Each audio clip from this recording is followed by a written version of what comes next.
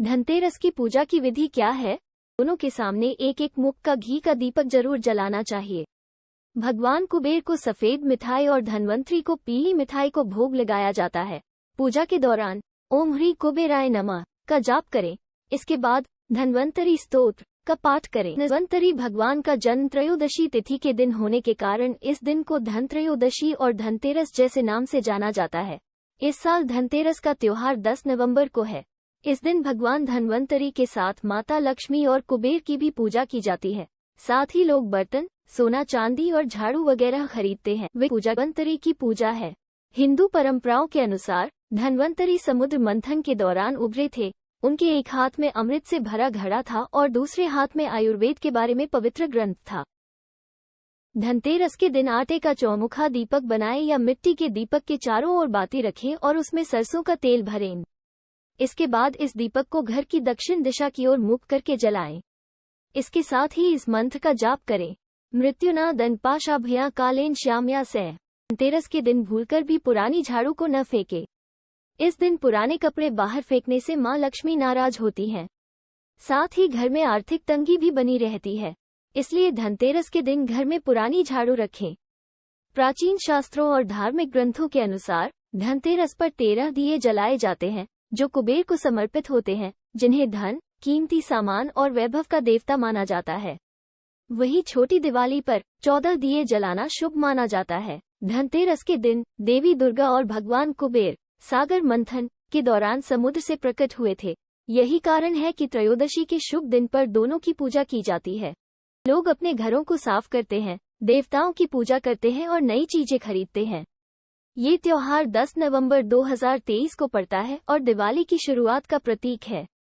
कुछ कार्यों में घर की सफाई करना, गायों की पूजा करना और जरूरतमंदों को दवा वितरित करना शामिल है। शास्त्रों में वर्णित कथाओं के अनुसार समुद्र मंथन के दौरान भगवान धनवंतरी हाथों में अमृत कलश लेकर प्रकट हुए थे।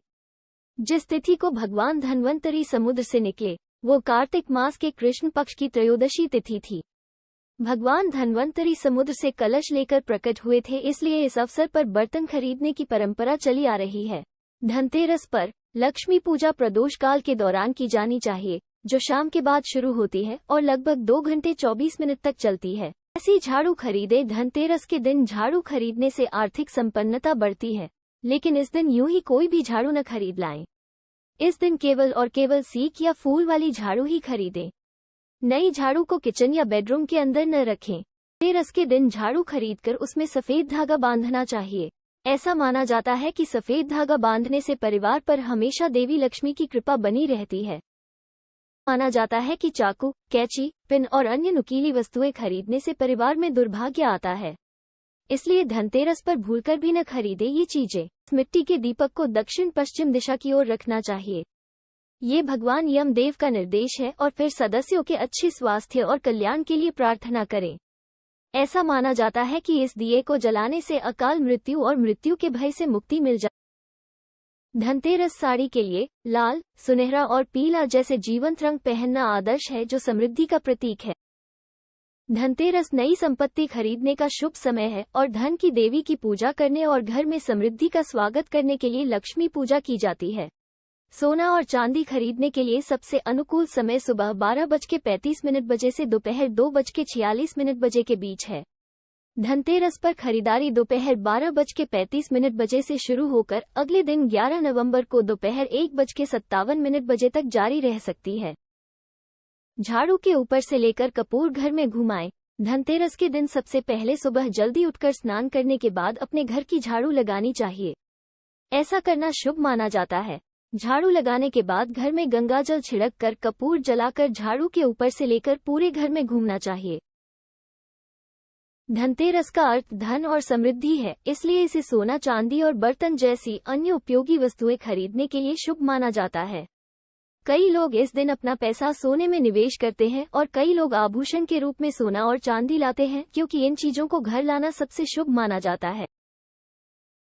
त्रयोदशी तिथि प्रारंभ नवंबर 10, 2023 को 12:35 PM बजे से होगी और त्रयोदशी तिथि समाप्त नवंबर 11, 2023 को 1:57 PM बजे तक रहेगी। धनतेरस का दिन खरीदारी, दीपदान व पूजा का शुभ मुहूर्त शाम 05:46 से शाम 07:42 तक रहेगा।